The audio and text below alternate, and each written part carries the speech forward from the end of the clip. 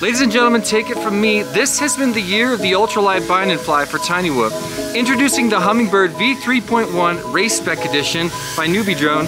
This thing has some serious and possibly risky innovations that cut weight and boost performance. My name is Jesse Perkins. Welcome back to the official Tiny Whoop YouTube channel. In this video, we're gonna tear this thing apart, diagnose each component chosen for this build. Then we're gonna freestyle with Tyrant, race with Custom, do a couple minor modifications that actually get this thing under 15 grams. And then, and this is kind of important, I'm gonna share a couple of suggestions that greatly improve your experience with this product. Finally, we're gonna sit down with world-class pilot AyyyKayyy and hear about his role in the development of this product over the last 12 months. Sit back, relax, and enjoy this deep dive into the lightest BNF the Tiny Whoop world has ever seen.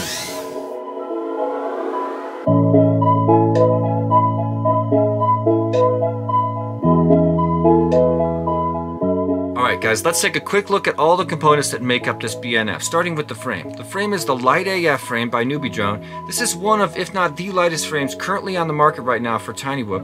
Now whenever you approach the edge of ultralight, you do have to sacrifice a little bit of durability, but it's hard to put a price on 2.3879 grams. When I talked to my buddy Dan from AyyyKayyy about this, he said he thought the frame felt a little more flexible, and I tested mine and I kind of agree, so I asked the owner of NEWBEEDRONE about it. He told me it's the same frame, same recipe, same everything, but I took a couple apart and they are indeed more flexible. I can feel it. I'm not sure if this is a batch variation or what, but I look at it as a positive thing because a little more flexibility is going to mean you can sustain more crashes. The frame's going to have a little more longevity. The camera is the NEWBEEDRONE BI, which has a following. It's been around for a long time. The field of view is a bit narrow for my taste, but remember, with less FOV, that can mean less distortion. Just like the pinch, it's 600 TVL, which is the lowest possible latency for a Tiny Whoop camera, but it is slightly less contrast than I prefer, making it just a bit harder to see things like ghost branches. The flight controller is a 5-in-1. It's the Hummingbird V3.1 RaceSpec ELRS. It's got a processor that is the familiar F411. The gyro accelerometer combo is the BMI 270 that we're familiar with. And the gyro is placed safely near the middle top of the board, which is fairly well protected by the stock mount. The VTX is integrated 25 milliwatts only, and NEWBEEDRONE is bragging that unlike some of the other releases this season, there will be absolutely no power output variation issues. The ESCs are a fat 12 amp pre-flash Blue Jay, which you're going to love. The receiver is an SPI ELRS and the board has 2 UARTs. Now onto the motors. The motors are a new design. It's a 2-piece motor bell where the magnet wire that actually is the motor windings comes right out of the motor, does not go to a piece of PCB, goes straight down the arm and into the flight controller using some very lightweight heat shrink. This is a super bold move to save weight. We all know magnet wire is pretty fragile, but ideally it shouldn't be moving much, and I'll give you a tip later in the video that'll really help keep this safe.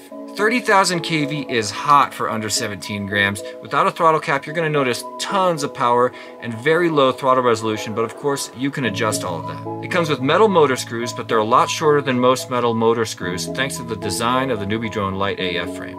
The pigtail is a straight A30 connector, and when I asked him why they went with A30, the owner NEWBEEDRONE told me it was because they wanted to be able to accept both A30 batteries and BT2 batteries. But if you think about it, BT2 can also accept both, so I don't quite understand that decision. There is currently a discussion in the community as to whether shoving BT2 batteries into an A30 connector can put a little bit of pressure on the pins and make it harder to switch back, but I personally haven't experienced that. The props are the Aussie 3-blade props with their wide curved wings. They work great when they're new, but as soon as they get dinged, you're going to have to replace them. There are lighter options from both Gemfan and HQ. I want to note that for some reason this build was made props in instead of the usual props out, and I do recommend switching the motors and the props to go the direction of props out, which is just going to make it a little bit easier when you're doing a coordinated turn, especially if you're pulling out of a dive. I also want to mention that in my opinion this power system is kind of perfect for these new HQ props that came out. They have a lower pitch, they're the fastest transient response, which means they can change speed faster than any other prop, and they'll save you about 0.035 grams. That's just my suggestion. The camera mount is a new design, seems to be inspired by a very niche mount known as the Bike Guy mount. It's a looser, less stiff mount that uses a signature loop over the back of the camera to hold it in place. I think this was Isaac Pettit's idea from UDL, and it was originally designed by Bike Guy himself. This mount does have some significant changes to that design though, including a more pronounced dad hat, a hole in the back to guide the VTX antenna, and a higher hump with a bit more tension, which probably means you'll bounce and land on your feet a little more often. Alright, those are the components that make this thing up. Let's take a look at some flight footage. Freestyle by my friend Tyrant and race footage by my friend Custom.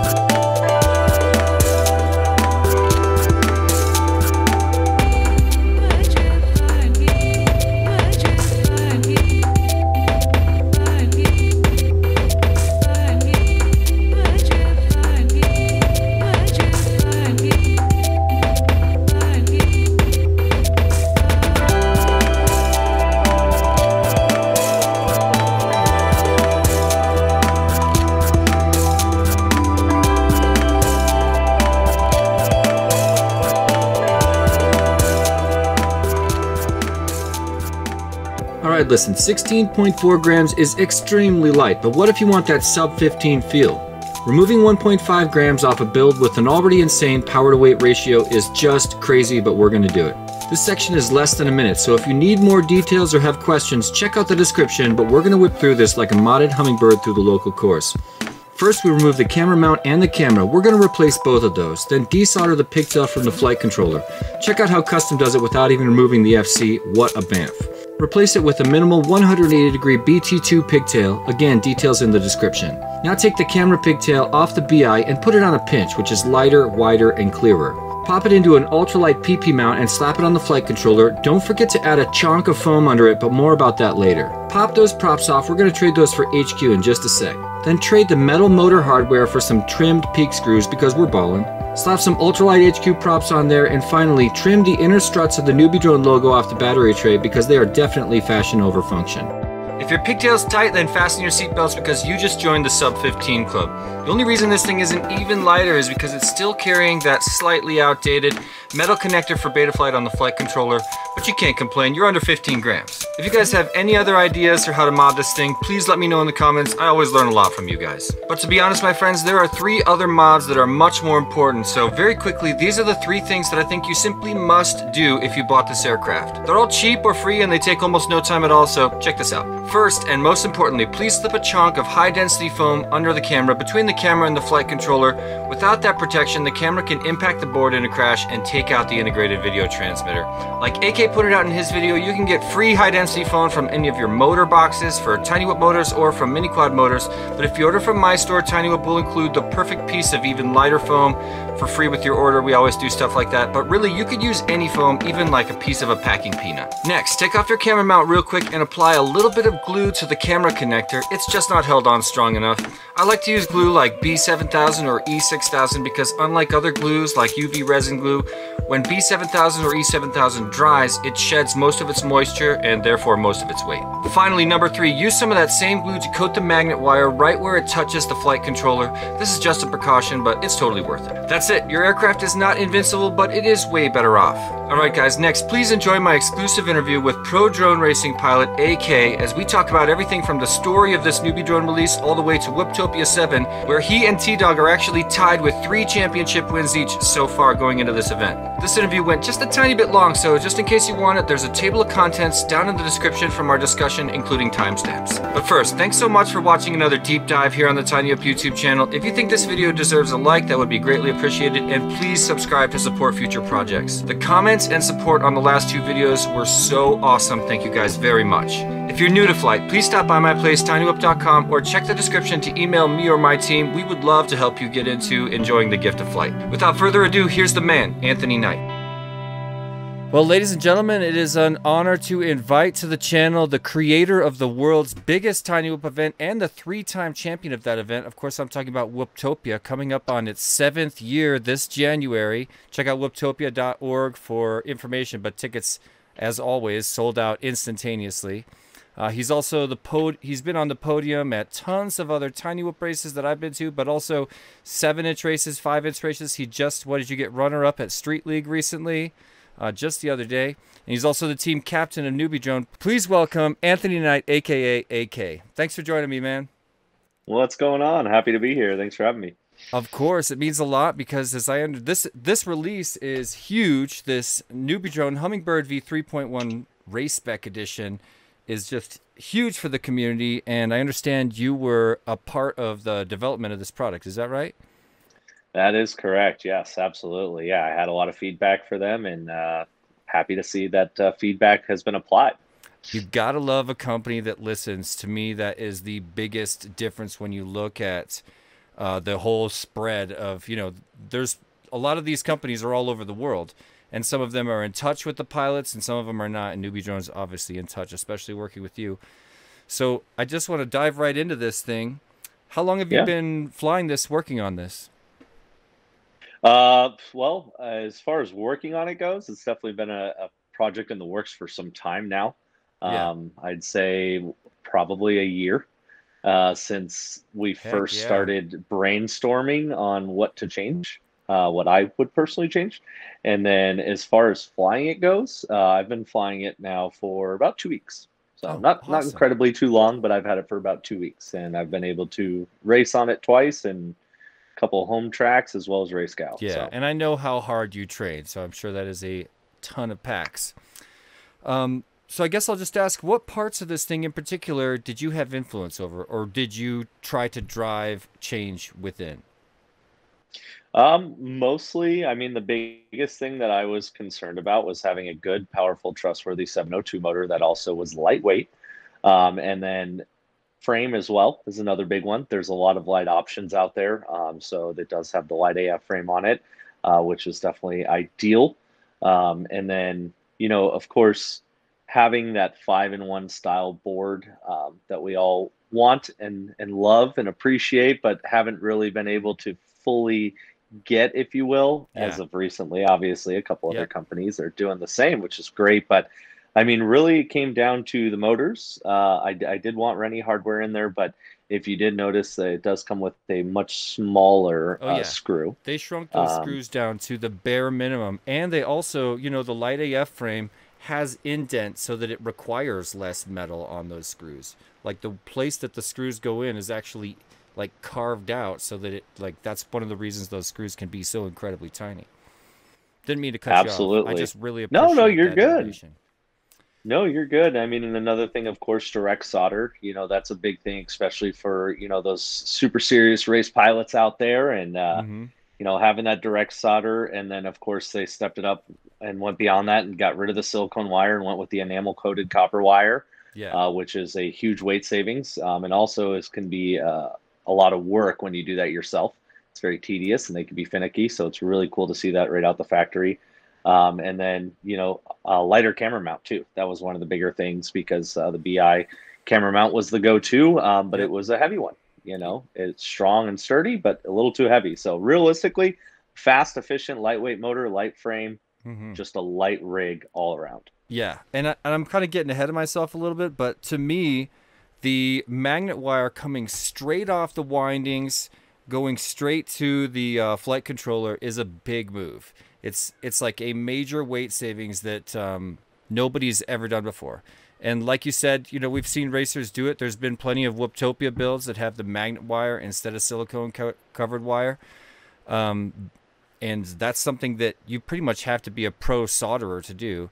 And I just want to say that is a massive move for NewBeeDrone to pull. And I really appreciate it because it's like the first time ever that a, this is, I was going to ask, like, who you think this build is made for. I think it's made for elite racers. But one of the things I love about it is it's the first time ever that a consumer, even a newbie, can get behind the sticks on a hot rod, a super ultralight, high-powered hot rod, from just a purchase, rather than going through all these learning curves, like replacing wires and working with super tiny wires like magnet wire. So I just really want to say thank you to you and to NewBeeDrone for doing that, because up till now, this level of lightweight performance just hasn't been available. Especially when you look at the magnet wire, it's just not out there. Oh, I wanted to ask you if you recommend any adjustments or changes to this aircraft as it comes out of the box. That's a really good question. I'm glad you asked that because there is a couple things that I do want to cover to ensure that people have the best experience on this craft that do Nice. decide to modify it. Um, Again, right out the box, it's phenomenal. I mean, you can't argue it. But of course, again, at that top tier level, we do strive to have our crafts as light as they can possibly be. So similar to you, as you were discussing, I went ahead and put Rennie hardware in there. One thing to note, though, as we discussed as well, with the motor screws being as small as they are, Rennie Hmm. hardware will actually hit your windings on these motors because of how thin that base is on the frame itself. So I actually had to trim my Rennie We hardwares did the or my same Rennie thing. screws down. Yeah, so I had to snip a little bit off of them so that they're not going into the windings. If you're going in your windings, your motor's not going to spin. So if you do make that change, which is a simple, cost-effective change to really save weight, that's one of the big things. Also, personally, I've always been a big fan of the Tiny Whoop pinch camera. So I use that on all my crafts. It's also the lightest camera out there that you can find, and the picture's phenomenal in both day and night. So it's just an all-around great camera for someone that is looking for lightweight. And of course, I personally know the camera angle I like, so I go for those fixed camera mounts. That's my jam. I like the custom FPV by Aerial Outlaws. Camera mount is what I use on all my crafts. Yeah, But it's one of the the the best. I camera love mount that that it mount. does come with, it is a great one. It really is. I've had great experiences. I I mean, highly this is recommend going it. to be the camera mount that you do get with it, which Yep. does have the 5 different adjustments on there, which is awesome. It's a great camera mount, and does give you the ability to adjust your angle if you want to freestyle or race, or maybe you're trying to find out what angle is best for you. It's a great option. The biggest thing that I will suggest, though, and we've talked about this as well inside the team a bit, but when you do run those fixed camera mounts, they do typically have a flat base to them, so they're I going was to gonna sit on say top of the this. flight Yeah, you controller. beat me to it. So this is where you can run into problems. Not Ken, I pretty much think you will, from my experience. So if you don't have that gap between your camera and the flight controller, and you take a good hit to the top of your camera, it's going to apply that pressure to that flight controller, which we have seen cause some issues, receivers, VTX issues On typically. every aircraft, not just this Right. one, but when if you impact your board with something hard, a camera or anything, yeah, you're right. That can cause a problem. It can. It can. So two options for solutions. One, a little bit more tedious, but definitely possible. Learned this one from Pickle Rick, Lonnie, but bottom mounting the flight controller. Some of the frames have posts on the underside. You can just slide them on the bottom posts. The new Light AF frame that you'll get with this Spine and Fly does not have posts, but it does have holes already there. So if you do move your flight controller to the bottom side, you can just run the screws right through. So if Hmm. you do run a fixed camera mount like I prefer to, you don't have that direct contact on your board. You're having that gap. Otherwise, if you don't want to go that route, I really suggest looking into the Bri 5 camera mount. Bri 5 and Fresh Bread combined. I think it's called the oh man, I'm drawing a blank. The Bri Brain, or the Nice. Bri Brain, I believe is what it's called. Oh, first of all, did are you part of the decision to go for 30,000? And if so, how did you guys just settle on the 30,000 kV motors? I actually wanted something higher than that No personally. kidding. But Animal. You were an animal. My God. well, I wanted something a little higher than that. But as what's printed on motors isn't always where they test at, right? So, Yeah, I have unfortunately. I have my skirt motors, right? So those are 40,000 kV, but I've flown other motors that feel faster than those. So it's like, is it really where it's at? So I guess yes and no. I mean, I wanted a higher kV. They said no, we want to do something that's going to be more reliable, which I totally understand, especially for people that are able to buy bind and flies. Some people are going to beat the heck out of these things, and I can't having believe that it. durability is huge. I just want to Not say, burning up coils. You don't want that. no, you don't. No. But I just want to say, for those of you that aren't familiar with or don't sample a whole bunch of higher kV motors, 30,000 is very high. And when you put it on a 16.5 gram whoop, it's even higher.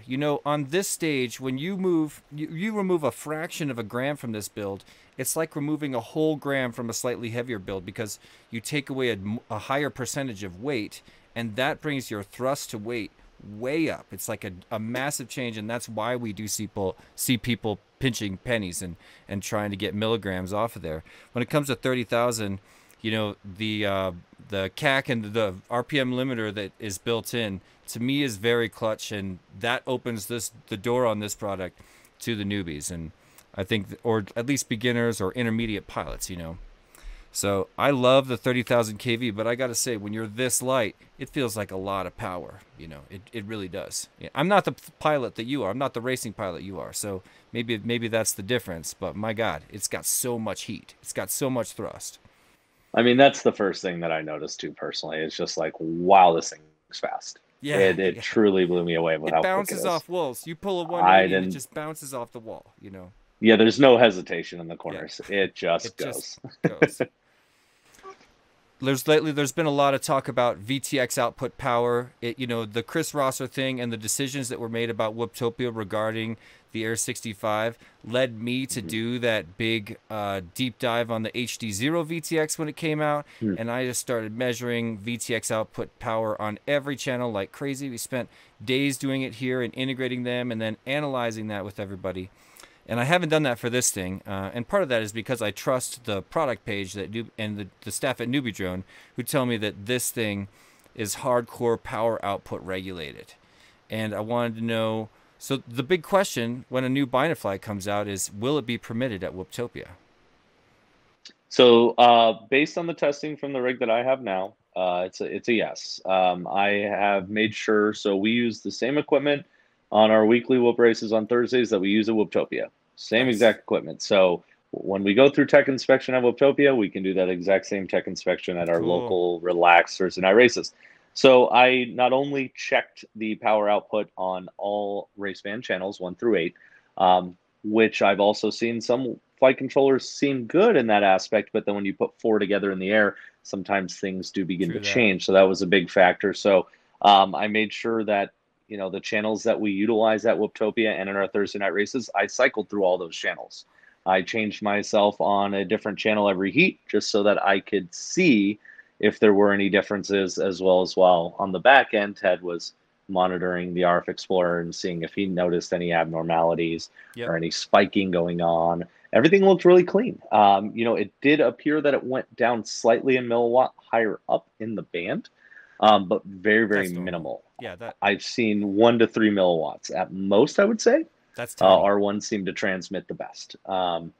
But at the end of the day, they all were flyable. I didn't have any complaints, nothing different than what is my go-to, which is the OVX 300 or TBS Unify Pro 32 on any of my whoop builds that don't have that integrated VTX. True that.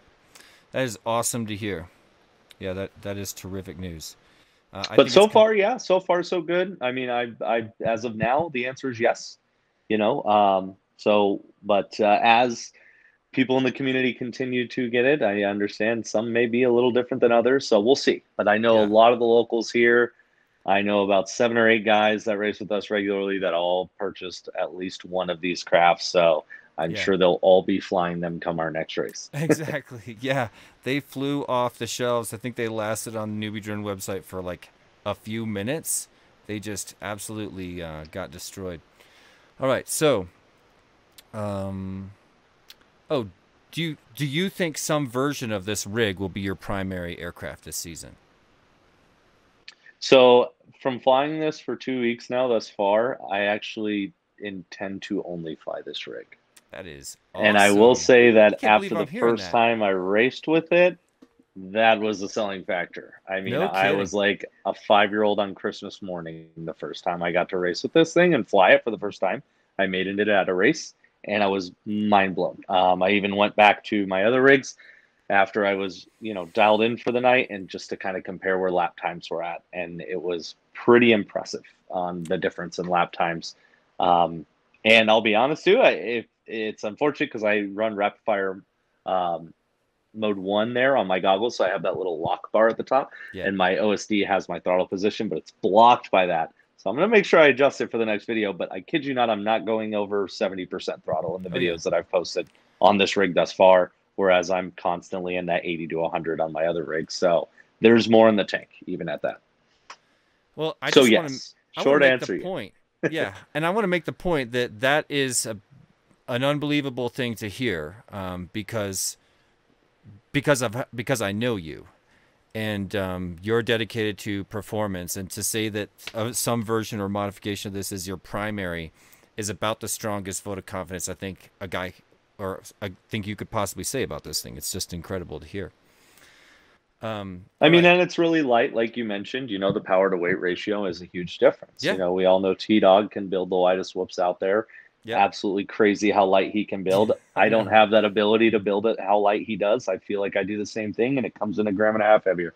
But needless to say, I mean, that could be a bit of it too, you know, because I don't have anything as light as this drone is. I mean, I'm just saying, like, yeah, the power system, the flight controller, the frame itself, all of that is just a huge vote of confidence. I really respect it. One last thing, this is not related to this aircraft. It's about WHOOPTOPIA, because I could interview you. I could do I would love to do another long form interview with you, even though this one has gone longer than I thought. I've got so many questions I would like to ask you, and I think the community could have giant benefit from understanding your approach towards training, your approach towards building, your approach towards flight. But one thing I want to ask you regarding WHOOPTOPIA, because we're coming up on WHOOPTOPIA 7, and you nailed the first 3. This is the Super Bowl of Tiny Whoop, ladies and gentlemen. It's the biggest Tiny Whoop race on planet Earth. And AyyyKayyy won it 3 times. He got the WHOOPTOPIA turkey. I said it would never happen again. And then TDOG came along, also got the WHOOPTOPIA turkey. This year's the tiebreaker, man. And listen, I'm the biggest fan of TDOG. I sponsor the guy and I love him. We just had lunch. We're close friends. But I want the redemption arc so bad. So I wanted to ask, what is your training like going up to WHOOPTOPIA 7, and how are you feeling about it? Oof, that's a good question. You know, every year I always start my training normally right around this time, end of October, beginning of November. I definitely at least double up the amount of flying that I do, and I'm pretty strict on myself on that because I have to be. You know, but I would like to try to go even beyond that this time around, and maybe even dedicate, you know, typically I do 3 days, maybe I can go to 4 days. Really just depends on my schedule, of course, but I mean, nonetheless, I am going to be grinding as much as I possibly can. The weather's getting nice out here again, finally, so it's about that time for me to be able to start being able to go outside and fly in these crafts. But I mean, it's not going to be easy. It never is, you know. In fact, sometimes I think every single year it gets harder. I think last year I literally finished last place at WHOOPTOPIA. I was like very close, you know, and I was focused on other things, but my God, I can't believe how that competition is building, and there's no place to get bigger competition than WHOOPTOPIA, and there's no WHOOPTOPIA that will have bigger competition than WHOOPTOPIA 7. I just can't wait for this event, man. I'm dying. I say it all the time. I'm the world's biggest fan of drone racing. I love to be the spectator, and I cannot wait to watch the story unfold. It's going to be pretty crazy. We got a lot of heavy hitters coming out this year. It's definitely the most stacked lineup I have ever seen. That's what I heard. Kind of by a long shot at that. I mean, we've seen some tough years nonetheless, but I mean, there is some names coming out here.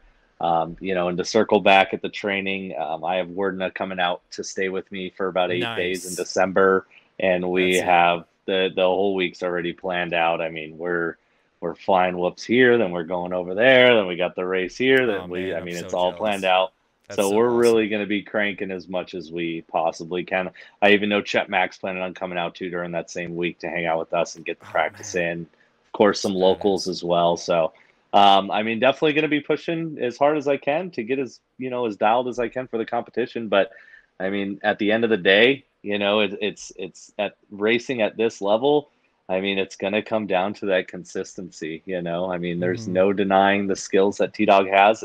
And here's one thing I always said about him, too, that really scares me, is he just doesn't stop getting better. He's one of those pilots. He gets faster and he gets more consistent every battery. You know, there's a lot of pilots that'll qualify and set down a really, really, really good run, and then they go to brackets and they're 2, 3, 4 seconds behind that on the total race time because they're now flying at their comfortable pace. But that's not the case with TDOG. He goes in, and the last 2 years he's TQ'd it in the finals. Like the final 4, he has gone faster than he has the entire event.